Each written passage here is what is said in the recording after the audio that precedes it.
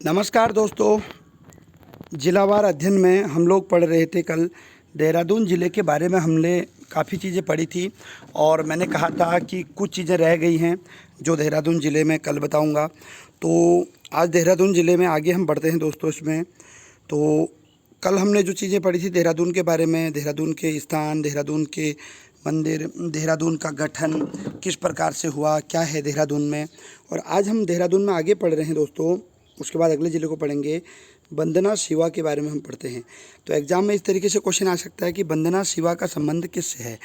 तो आपका आंसर सही होगा पर्यावरणविद से। यानी वंदना शिवा जो है वो एक पर्यावरणविद थी और जन्म उनका देहरादून में हुआ। 2010 में उन्हें सिडनी अवार्ड मिला। और दोस्तों फोर्ब्स जो एक पत्रिका होती है, फोर्ब्स पत्रिका द्वारा प्रभावशाली लोगों की सूची में भी उनका नाम लिया गया, तो इसलिए भी इम्पोर्टेंट है। उसके बाद आगे बढ़ते हैं दोस्तों। टॉम अल्टर की बात करते हैं। टॉम अल्टर जो थे वो भी देहरादून के जन्मे थे। मसूरी के में उनका जन्म हुआ था। और टॉम अल्टर एक महान अभिनेता हैं, कई फिल्मों में उन्होंने काम किया है, इसलिए एग्ज़ाम की दृष्टि से बहुत ज़्यादा इम्पोर्टेंट ये क्वेश्चन बनता है। इन्हें ब्लू आँखों वाला साहेब भी कहा जाता है, यानी ब्लू आँखों, नीली आँखों वाला साहेब ऐसा भी कहा जाता है। और दोस्तों हिंदी फिल्मों में भी उन्होंने एक्टिंग की है। और ऐसा माना जाता है कि टॉम अल्टर के बारे में जब मैंने गूगल किया तो माना जाता है कि वो वैसे मूल रूप से अमेरिकन थे, लेकिन यहाँ पे उनका जन्म हुआ था। ठीक है, ओके। आगे बात करते हैं रस्किन बॉन्ड की, बहुत इम्पोर्टेंट है। रस्किन बॉन्ड का संबंध साहित्य से है और उनका जन्म कसौली में यानी हिमाचल प्रदेश में 1934 ईस्वी में हुआ था, लेकिन बाद में वो मसूरी में काफ़ी समय तक रहे, इसलिए इम्पोर्टेंट है। और उनकी जो पहली रचना थी 14 वर्ष की उम्र में, वह थी room on the roof. Room on the roof किसकी रचना है, एग्ज़ाम में पूछा जाएगा, तो रस्किन बॉन्ड की रचना है। और दोस्तों आगे उनकी रचनाएं बताता हूँ। 7 खून माफ, ब्लू अम्ब्रेला जैसी हिंदी फिल्मों में भी उन्होंने काम किया था। ठीक है। और दोस्तों उनकी एक और पुस्तक है our trees still grow, our trees still grow. ये जो उनकी रचना थी उसको दोस्तों साहित्य अकादमी अवार्ड मिला था 1992 ईस्वी में। ये आपको याद होना चाहिए, बहुत इम्पोर्टेंट है। और साहित्य अकादमी से उन्हें नवाजा गया था। उसके बाद 1999 में उन्हें पद्मश्री मिला। 2012 में उन्हें पद्म भूषण से सम्मानित किया गया। और उनकी एक रचना और भी थी, कबूतरों की उड़ान, यानी द फ्लाइट ऑफ बिजनेस करके इंग्लिश में रचना है, कबूतरों की उड़ान, ये भी उन्हीं की रचना थी। उसके बाद एक प्रश्न मैंने आपके लिए यहाँ पर बना रखा है, जो मैंने आज आपको दिया भी था ग्रुप में। दोस्तों प्रश्न है कि भारत से बाहर आज़ाद सरकार की स्थापना सर्वप्रथम किसने की थी। तो दोस्तों कई लोगों ने मुझे सुभाष चंद्र बोस वगैरह ये सब जो है कमेंट करके बताया, मैसेज करके। दोस्तों सुभाष चंद्र बोस सही तब होता जब वो उस तरीके से आज़ाद हिंद फौज पूछता। तो दोस्तों आज़ाद सरकार की स्थापना सबसे पहले जो करी यानी भारत से बाहर। और दूसरी बात उन्होंने सिंगापुर में की थी, लेकिन ये जो स्थापना हुई थी आज़ाद सरकार की स्थापना राजा महेंद्र प्रताप सिंह ने की थी 1 दिसंबर 1915 को। तो काबुल में उन्होंने ऐसा किया। और काबुल में क्या किया ये समझिए, काबुल में उन्होंने अपनी खुद की सरकार बनाई और वह इसके राष्ट्रपति भी बने। तो काबुल में ये हुआ था आज़ाद हिंद सरकार। तो एग्ज़ाम में ये पूछा जा सकता है आज़ाद सरकार की स्थापना जो है महेंद्र प्रताप सिंह ने कहाँ की, काबुल में, या काबुल में आज़ाद सरकार की स्थापना किसने की। वो किसने की, महेंद्र प्रताप सिंह ने। और वो कहाँ से थे, देहरादून से। अगला दोस्तों थोड़ा चमक रहा होगा, आपको समझ में ना आए मैं बता दे रहा हूँ। पद्म बहादुर मल्ल, बहुत बार एग्जाम में पूछ लिया गया है। पद्म बहादुर मल्ल, इनका संबंध बॉक्सिंग से है। ये एग्ज़ाम में बीपीडीओ के एग्ज़ाम में पूछा भी गया था दोस्तों, और सिंपल सा है। अगला है दोस्तों, ये भी क्वेश्चन बीपीडीओ के एग्ज़ाम में आया था, घुमा फिरा के आया था थोड़ा। सुधीर रंजन खास्तगीर, सुधीर रंजन खास्तगीर का संबंध किससे है, चित्रकार से है। द दून स्कूल में आर्ट के टीचर थे वो, और 1957 में उन्हें पद्मश्री दिया गया। दोस्तों डायरेक्ट क्वेश्चन आ जाता है, तो इस तरीके से आपको यह याद करना चाहिए। दून स्कूल, दोस्तों दून स्कूल के बारे में अगर नहीं पढ़ा तो क्या पढ़ा, देहरादून में कुछ भी नहीं पढ़ा। जैसे दोस्तों राजाजी नेशनल पार्क है, ये सब है, ये चीज़ें मैंने अभी छोड़ी हैं क्योंकि हम उसको वनों वाले चैप्टर में पढ़ेंगे, ठीक है। तो टेंशन लेने की ज़रूरत नहीं है, कुछ भी आपको हम छोड़ेंगे नहीं, सब कुछ पढ़ाएंगे। तो दोस्तों दून स्कूल जो बनाया था वो सतीश रंजन दास ने बनाया था 10 सितंबर 1935 ईस्वी में। नॉर्मली एग्जाम में खाली सन पूछ लेता है। दून स्कूल की स्थापना कब हुई? 1935 में सतीश रंजन दास ने की थी। CR दास जिसको बोलते हैं, भारत का पहला पंजीकृत स्कूल था दोस्तों यह, और बहुत इंपॉर्टेंट है। उसके बाद अगला है दोस्तों उत्तराखंड संस्कृति एवं कला परिषद। तो दोस्तों उत्तराखंड कल्चरल और आर्ट का जो काउंसिल है वो पूछा जाएगा 2004 में देहरादून में है दोस्तों। अगर यही डिज़ाइन केंद्र कहेगा तो आंसर हमारा काशीपुर होगा, इन दोनों में बहुत अंतर है। अगला है दोस्तों हिमगिरी जी विश्वविद्यालय, दोस्तों 2003 में बना, देहरादून में है। फिर अगला है दून विश्वविद्यालय, दून विश्वविद्यालय की स्थापना 2005 में हुई। भारतीय पुरातत्व सर्वेक्षण संस्थान की स्थापना 1959 में देहरादून में हुई, ये भी इम्पोर्टेंट है दोस्तों। उसके बाद दोस्तों देहरादून ज़िले के बाद हम बात करते हैं आज जनपद टिहरी की। नया ज़िला मैं आपको पढ़ा रहा हूँ। टिहरी ज़िला बहुत बड़ा है और टिहरी ज़िले से मैं आपको बता दूँ पिछले 2 पेपरों में 6-6, 4-4, 5-5 या 6-6 क्वेश्चन आए हुए हैं। अभी आप खुद देखोगे कौन कौन से क्वेश्चन वन विभाग के पेपर में आए थे वो भी दिखाऊंगा। हाईकोर्ट कलर के पेपर में कौन से क्वेश्चन आए थे वो भी मैं आपको आज बताने वाला हूँ। तो दोस्तों टिहरी का जो मूल नाम था दोस्तों वो था टिहरी। क्या था? टिहरी। जो मूल नाम कभी एग्जाम में पूछा जाएगा तो क्या होगा? टिहरी।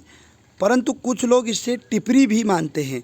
लेकिन दोस्तों जो मोलाराम थे, मोलाराम के बारे में आपको पता होना चाहिए। मोलाराम एक बहुत बड़े जो है चित्रकार थे और उन्होंने कुछ रचनाएं भी करी हैं, इसके बारे में भी आपको पढ़ाऊँगा आगे। तो मोलाराम ने भी टिहरी को टिहरी कहा हुआ है, ठीक है, तो पता होना चाहिए। और बाकी इसका जो प्राचीन नाम है टिहरी का वो त्रिहरी भी है, धनुष तीर्थ भी है। तो दोस्तों ये जो क्वेश्चन दिख रहा है आपको धनुष तीर्थ, ये एग्जाम में इस बार वन विभाग के पेपर में पूछा गया था, ठीक है। 1 अगस्त 1949 को टिहरी एक ज़िला बना था। दोस्तों सबको पता होना चाहिए भारत की आज़ादी से पहले टिहरी में अंग्रेज़ों का शासन नहीं था बल्कि वहाँ पर राजा का शासन हुआ करता था। मावलेंद्र शाह राजा थे, अंतिम राजा थे टिहरी के। और पहले राजा कौन थे? सुदर्शन शाह, वो मैंने पूरा पढ़ा रखा है। तो उन्होंने विलय पत्र पर साइन किए, हस्ताक्षर किए और सरदार वल्लभ भाई पटेल जी के द्वारा इसका विलय जो है भारत में कर दिया गया। परंतु अगर हम टिहरी की बात करें दोस्तों, जो पुरानी टिहरी थी 30 दिसंबर 1815 को सुदर्शन शाह ने उसे बसाया था और फाइनली बाद में जब टिहरी डैम बना तो वो टिहरी डूब गई। अब नई टिहरी का गठन जो है स्थापना की गई है, आपको पता होना चाहिए। अगला क्वेश्चन आपके लिए वेरी इंपॉर्टेंट बन सकता है दोस्तों, टिहरी का घंटाघर कब और किसने बनाया? तो 1897 ईस्वी में टिहरी का घंटाघर बनाया गया कीर्ति शाह के द्वारा।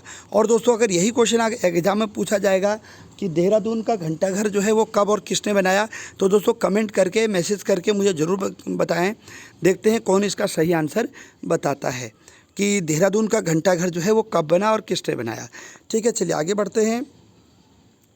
नरेंद्र नगर की स्थापना दोस्तों 1919 ईस्वी में नरेंद्र शाह ने की थी। बाद में 1925 में उन्होंने नरेंद्र नगर को राजधानी बना दिया था, ठीक है। चलिए आगे बढ़ते हैं दोस्तों। टिहरी बांध, टिहरी बांध के बारे में हम लोग पढ़ेंगे। भागीरथी और भिलंगना नदी के किनारे पर है टिहरी बांध। विश्व का चौथा और भारत का पहला सबसे ऊंचा बांध है। 260.5 मीटर ऊंचा यह बांध है। सुमन सागर या राम तीर्थ सागर बांध भी इसे कहा जाता है। इससे रिलेटेड एक क्वेश्चन भी आया था हाईकोर्ट क्लर्क में।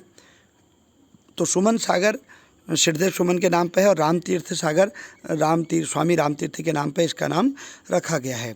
इसको राष्ट्र का गौरव भी कहा जाता है, ये भी एग्जाम में आ चुका है। इसका क्षेत्रफल 42 वर्ग किलोमीटर है, ठीक है। इसका डिज़ाइन जेम्स ब्रून ने तैयार किया था।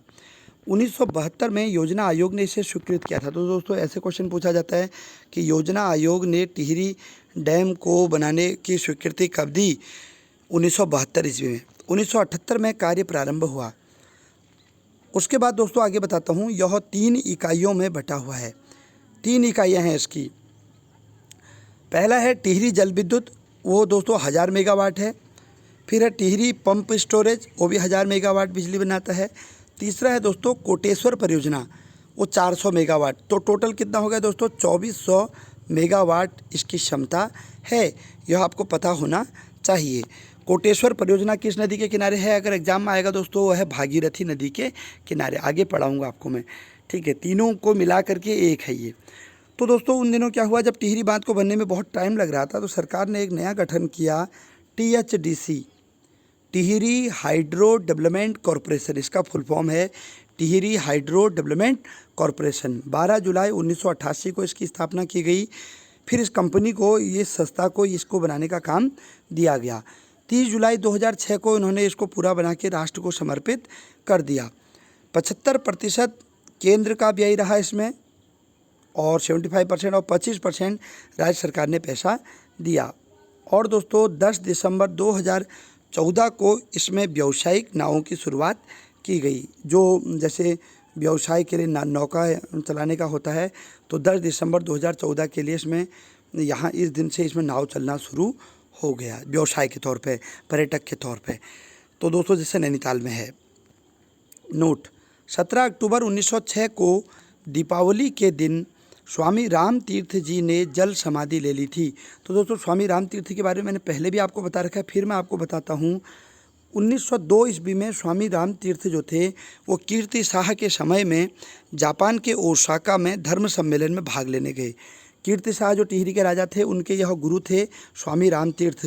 तो दोस्तों 17 अक्टूबर 1906 को उन्होंने जल समाधि दे दी वहाँ पे, तो कहाँ पे, टिहरी में। तो इसलिए उनके नाम पे स्वामी राम तीर्थ सागर बांध भी उसको कहा जाता है। उसके बाद दोस्तों नया टॉपिक मैं आपको बताता हूँ, कुंजड़ी वन आंदोलन। एग्जाम में ऐसे पूछा जा सकता है, कुंजड़ी वन आंदोलन का संबंध कहाँ से है। तो दोस्तों 1904 ईस्वी में यह आंदोलन चला। कीर्ति शाह के समय में टिहरी में चला ये कुंजड़ी वन आंदोलन। कहाँ चला ऐसे पूछा जा सकता है, कब चला ऐसे पूछा जा सकता है, और किस शासक के समय में चला ऐसे पूछा जा सकता है। कीर्ति शाह के समय में अंग्रेज़ सरकार को सहायता के लिए कर बढ़ाए गए। तो दोस्तों टिहरी का जो राजा था कीर्ति शाह, ने क्या किया, अंग्रेज़ों को सहायता देने के लिए, पैसा देने के लिए अपने वहाँ टिहरी में कर को बढ़ा दिया। तो कर बढ़ा दिया तो लोगों ने उसका विरोध किया, उसी को कहा गया कुंजड़ी वन आंदोलन। तो क्या किया गया, वनों पर जो है टैक्सेस लगा दिए गए। इसलिए खास पट्टी आंदोलन, खास पट्टी आंदोलन दोस्तों 1907 में हुआ था, भूमि बंदोबस्त के विरोध में ये हुआ था। राजगढ़ी वन आंदोलन दोस्तों 1926 में एक भूमि बंदोबस्त हुआ, working plan of Tehri Garhwal, working plan of Tehri Garhwal करके भूमि बंदोबस्त अंग्रेज़ों ने किया 1926 में, या कह लीजिए राजा ने किया। तो ये बंदोबस्त जब हुआ तो 1929 में ये पूर्ण हुआ, 3 साल लगे इसको। बंदोबस्त मतलब क्या होता है, ज़मीन की नाप करना। यह किसानों के वन अधिकार से संबंधित था। तो दोस्तों इसमें होता क्या है कि वनों पर किसानों का अधिकार ख़त्म कर दिया गया, ठीक है। ये तो इस तरीके जैसे खेत में भी अगर किसी का पेड़ है तो वो उस पर उसका कोई अधिकार नहीं है, और जंगलों पर जनता का अधिकार बिल्कुल नहीं रह गया। तो इस समय जो वन अधिकारी थे वो पद्मादत्त रतुड़ी जी थे, या पद्मदत्त रतुड़ी जी थे। तो दोस्तों उसके बाद आपको पता होना चाहिए, तभी 30 मई 1930 को तिलाड़ी आंदोलन, या जो है उसको रवाई आंदोलन भी कहते हैं, ये तभी हुआ था। तिलाड़ी कांड को दोस्तों जलियांवाला बाग कांड भी कहा जाता है उत्तराखंड का। तो इसी के कारण वो हुआ था। तो राजगढ़ी वन आंदोलन कहाँ हुआ, टिहरी में। अगला दोस्तों कुछ प्रथाएं हैं टिहरी की, वो मैं आपको बता रहा हूँ। पड़ियाल प्रथा, और दोस्तों मैं आपको बता दूं, जो ये एग्ज़ाम में क्वेश्चन आया भी था कि तिलाड़ी आंदोलन कब हुआ करके, ये वन विभाग के पेपर में भी पूछा गया था। बहुत सिंपल सा टॉपिक है, परीक्षा वाणी में भी मिल जाएगा। पड़ियाल प्रथा बहुत इंपॉर्टेंट है दोस्तों। टिहरी में आपसी सहयोग हेतु श्रमदान करने की जो प्रथा थी उसको कहा जाता था पड़ियाल प्रथा। और दोस्तों बहुत इंपॉर्टेंट है, यहाँ से क्वेश्चन बन रहे हैं हर बार। टिहरी में आपसी सहयोग हेतु श्रमदान की प्रथा, उसको कहा जाता था पड़ियाल प्रथा। दूसरा है दोस्तों जवाड़ प्रथा। दोस्तों ये जो क्वेश्चन दिख रहा है ना आपको, जवाड़ प्रथा, यह हाई कोर्ट क्लर्क के पेपर में 1 दिसंबर 2019 को आ गया था हूबहू। जवाड़ प्रथा का संबंध किससे है? तो दोस्तों टिहरी जौनपुर क्षेत्र में स्त्री धन से इसका संबंध है। स्त्री धन का क्या मतलब हुआ कि जब विवाह होता है तो उसके उससे पहले मायके में स्त्री के नाम से कुछ चीज़ें रख दी जाती हैं, जैसे गाय या फिर कोई जेवर, इस तरीके से कोई बर्तन, तो वो उस पर जो है महिला का ही अधिकार रहता है। तो उसको बोलते हैं जवान प्रथा, कि जैसे 2 बैल रख दिए, 2 भैंस रख दिए और उसके नाम पे, तो उसका जितना भी धन मिलेगा, वो जो भी होगा वो उसी लड़की का होगा। तो स्त्री धन से इसका संबंध था, ये एग्जाम में आया था। बहुपति प्रथा, तो दोस्तों बहुपति प्रथा जौनपुर में प्रचलित थी, टिहरी क्षेत्र में, लेकिन वर्तमान में यह नहीं है। मात प्रथा बहुत इंपॉर्टेंट है दोस्तों। मात प्रथा दोस्तों बधुआ मजदूरी की एक प्रथा थी। बधुआ मजदूर आपको पता होना चाहिए कि काम ले लिया जाएगा व्यक्ति से, उसको बदले में कोई भी जो है पैसा नहीं दिया जाएगा। सल्टवाड़ा प्रथा, घर में लड़का पैदा होने पर मामा के घर ले जाने की प्रथा थी, तो इसको कहते थे सल्टवाड़ा प्रथा, ये भी टिहरी में है।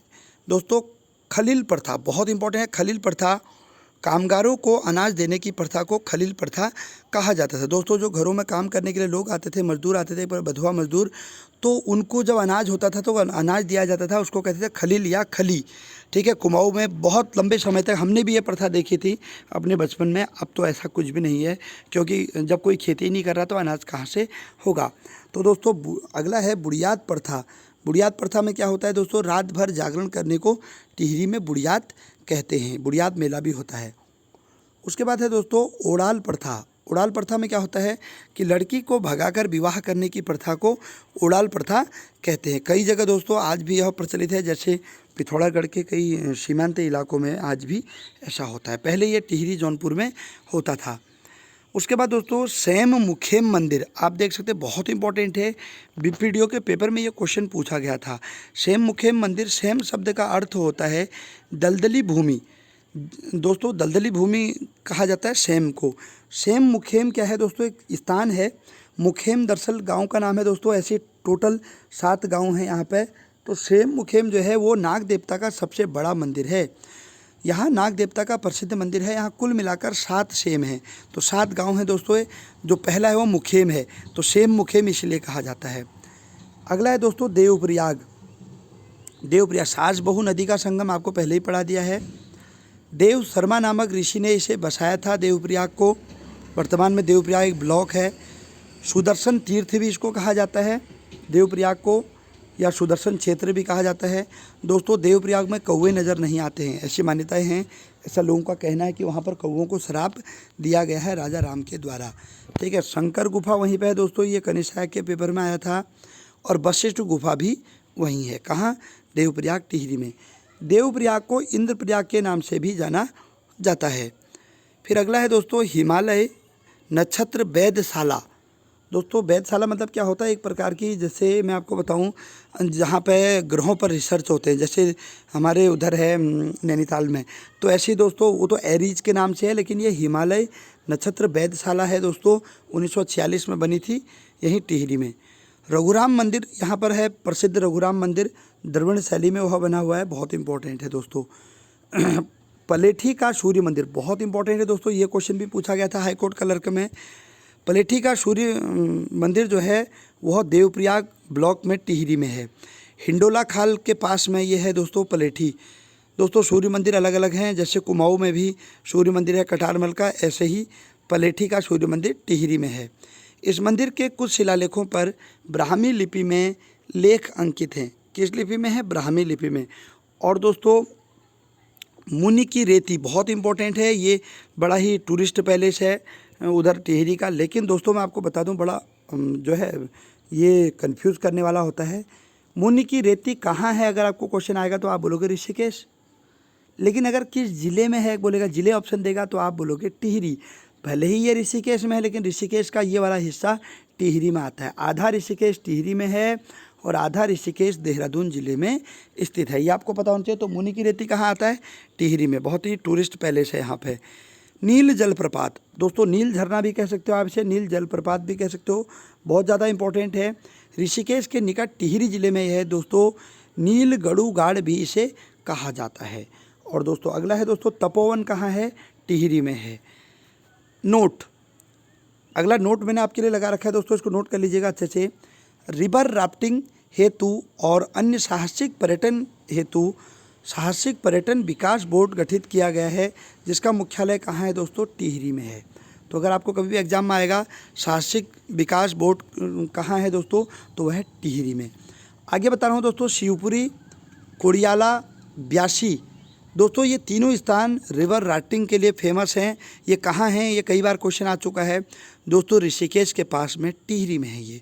और गंगा नदी में ये रिवर राफ्टिंग होती है। उत्तराखंड में केवल एक ही नदी में रिवर राफ्टिंग होती है, वह है गंगा नदी। क्योंकि दोस्तों ये देवप्रयाग है, ये टिहरी सोचिए, देवप्रयाग से इस तरीके से देखो पौड़ी होते हुए ऋषिकेश, फिर होते हुए हरिद्वार की तरफ जब गंगा नदी बहती है तो ऋषिकेश के पास में मैदानी इलाका पड़ जाता है। तो जहाँ पर ये शिवपुरी, कुड़ियाला, ब्यासी, इन 3 जगह पर जो है क्या होता है, यहाँ पर रिवर राफ्टिंग होती है। क्योंकि आप चमोली अल्मोड़ा में तो रिवर राफ्टिंग कर नहीं सकते हो भाई, कहाँ गए एक एक हड्डी पसली का पता ही नहीं चलेगा, है ना, आदमी गिर जाएगा। लेकिन यहाँ पर रिवर राफ्टिंग होती है। सुरकंडा देवी बहुत फेमस है दोस्तों, टिहरी में है, बुमुंड पट्टी में सुरकूट पर्वत पर यह माता का एक सिद्धपीठ है सुरकंडा देवी, और मसूरी के अति निकट है दोस्तों ये। कई जगह लोग कंफ्यूज हो जाते हैं कि यह देहरादून में है, नहीं, क्योंकि दोस्तों आधा मसूरी देहरादून में है, आधा मसूरी टिहरी में है, ये भी आपको पता होना चाहिए। हटकुड़ी सिद्धपीठ, हटकुड़ी सिद्धपीठ दोस्तों भिलंगना टिहरी में है, भिलंगना क्षेत्र में, और हिमाद्री शैली में बना हुआ यहाँ पर एक बहुत ही फेमस मंदिर है, ये भी इम्पोर्टेंट है।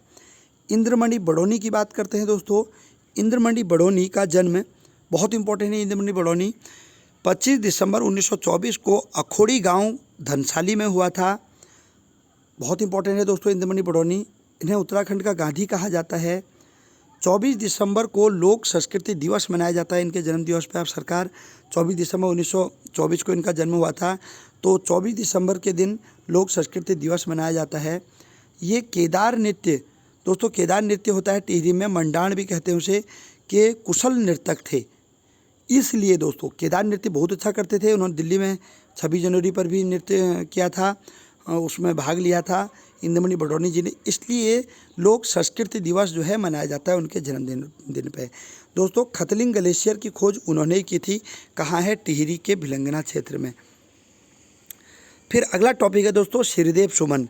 अब श्रीदेव सुमन के बारे में कौन नहीं जानता है दोस्तों। 12 मई 1915 को उनका जन्म हुआ था बमुंड पट्टी जौल ग्राम में।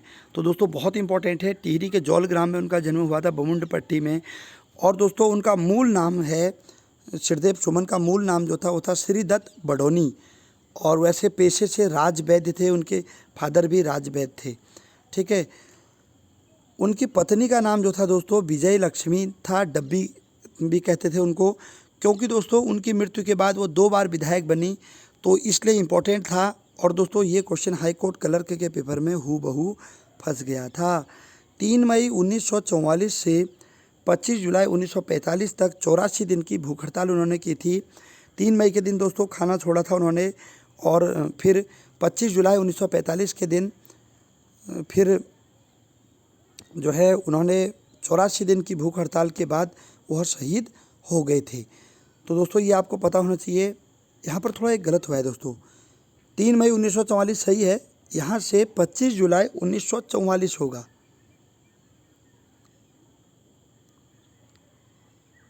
ठीक है दोस्तों, 3 मई 1944, ये 45 नहीं होगा, 25 जुलाई ठीक है। क्योंकि दोस्तों यहाँ से देखो मई जून जुलाई हम गिनेंगे तो दोस्तों अपने आप ही 84 डेज हो जाएगी। इसको करेक्ट कर लीजिएगा, 45 नहीं बल्कि 44 होगा। तो ऐसे एग्जाम में पूछा जाएगा कि किस तिथि को 84 दिन की भूख हड़ताल के बाद श्रीदेव सुमन शहीद हो गए थे। तो दोस्तों 25 जुलाई 1944 आप लिखेंगे, इसको 45 नहीं, ठीक है, के बाद ये शहीद हो गए थे। तो दोस्तों उन्होंने नारा दिया था, तुम मुझे तोड़ सकते हो मोड़ नहीं सकते। और दोस्तों जिन लोगों को नहीं पता मैं बता दूं कि आखिर उन्होंने ऐसा क्यों किया, कि क्यों उन्होंने भूख हड़ताल की। दोस्तों श्रीदेव सुमन जो थे, परीक्षा वाणी में भी आप पढ़ सकते हैं, बहुत बढ़िया से दे रखा है उनके बारे में, लेकिन उनकी पत्नी का नाम नहीं दे रखा है जो एग्ज़ाम में पूछा गया था। वही तो एक कमियां हैं दोस्तों बुकों की यहाँ पे, कि किसी बुक में कुछ, किसी बुक में कुछ और होता है। दोस्तों वह चाहते थे कि टिहरी में भी, जैसे अंग्रेज़ों ने पूरे भारत में लोकतंत्र स्थापित कर दिया था चुनाव वगैरह का, तो टिहरी में भी चुनाव हों, टिहरी में भी प्रजामंडल की स्थापना हो। और मैंने आपको बताया था टिहरी प्रजामंडल की स्थापना 1939 में उन्होंने ही की थी देहरादून में। और उन्होंने फिर गणदेश सेवा संघ भी 1938 में दिल्ली में उन्होंने ही बनाया था, मैंने आपको बताया था। लेकिन दोस्तों राजा कहाँ मानने वाला था, इस प्रकार से आपको पता होना चाहिए। दोस्तों उनकी मृत्यु के बाद क्या हुआ कि बद्रीदत्त पांडे के नेतृत्व में बद्रीदत्त पांडे कमेटी का गठन किया गया कि सुमन की मृत्यु कैसे हुई, इसकी जांच की जाए। तो दोस्तों बद्रीदत्त पांडे की जो टीम थी उन्होंने भी ये कहा कि जो राजा के लोग थे उन्होंने उनको मार दिया जेल में और फिर रामगंगा नदी के किनारे फेंक दिया था उनका शव। और रामगंगा नदी के किनारे जो पश्चिमी रामगंगा नदी है उनके वहाँ से लेकर के वहाँ फेंका गया था उनका शव। पौड़ी में मिला, क्या करें, और बड़ा ही वो दुर्भाग्यपूर्ण था। बड़ी आलोचना हुई। जो वो थे उस समय नरेंद्र शाह का शासन था, लेकिन दोस्तों उन्होंने भी अपना पाला झाड़ लिया, बोला कि हम विदेश यात्रा पे थे, हम यहाँ थे ही नहीं, ऐसा बोल दिया। गब्बर सिंह नेगी, गब्बर सिंह नेगी दोस्तों ब्रिटिश सेना के एक सैनिक थे। प्रथम विश्व युद्ध के समय 1915 में वो शहीद हो गए थे, आपको पता होना चाहिए। सबसे कम उम्र के विक्टोरिया क्रॉस थे। दोस्तों जैसे आज के दिन परमवीर चक्र, अशोक चक्र, कीर्ति चक्र ये सब मिलता है, तो उन दिनों अंग्रेज़ क्या करते थे, जो अच्छे सैनिक होते थे उनको विक्टोरिया क्रॉस देते थे। तो दोस्तों सबसे कम उम्र के उत्तराखंड के लिए जो है, वैसे मेहरबान सिंह नेगी सबसे पहले विक्टोरिया क्रॉस जीते थे, लेकिन सबसे कम उम्र के विक्टोरिया क्रॉस कौन है दोस्तों, वो है गब्बर सिंह नेगी। अगर क्वेश्चन पूछा जाएगा सबसे पहले विक्टोरिया क्रॉस कौन थे, तो दोस्तों वो होगा आपका मेहरबान सिंह नेगी, न कि गब्बर सिंह नेगी। ठीक है, गब्बर सिंह नेगी दूसरे नंबर के थे लेकिन सबसे कम उम्र के थे। ध्यान दीजिएगा दोस्तों, दोनों क्वेश्चन अलग अलग हैं, आगे उनके बारे में भी पढ़ाऊंगा। हरिकृष्ण रतूड़ी, हरिकृष्ण रतूड़ी का संबंध किससे है दोस्तों, इतिहासकार से है। 1910 ईस्वी में उन्होंने गढ़वाल का इतिहास नामक पुस्तक लिखी थी, बहुत इंपॉर्टेंट है। और गढ़वाल के प्रथम राय साहब भी उन्हें कहा जाता है। कीर्ति शाह के वजीर थे दोस्तों, तो राय साहब की उपाधि उनको मिली हुई थी। विद्यासागर नौटियाल, विद्यासागर नौटियाल जो भी टिहरी के थे दोस्तों, वो एक लेखक भी थे और राजनीतिज्ञ भी थे। उन्होंने मूक बलिदान नामक कहानी लिखी, बहुत फेमस रही दोस्तों।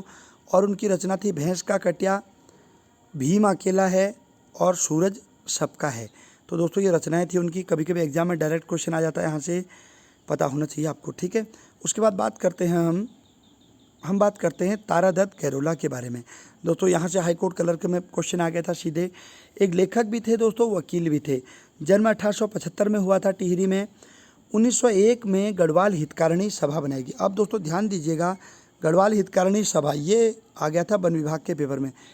कैसे उत्तराखंड अधीनस्थ सेवा चयन आयोग क्वेश्चनों को तोड़ मरोड़ के पेश कर रहा है, समझो, ये पूछा वन विभाग के पेपर में। और हिमालयन फोकलोर बीपीडीओ के पेपर में पूछा गया है दोस्तों। और दोस्तों सदैई उनकी एक रचना थी, सदैई रचना जो थी वो गढ़वाली भाषा में रचना थी दोस्तों, और बड़ी ही करुण रस प्रधान रचना थी। 1921 में वो रचना करी थी उन्होंने, सदैई।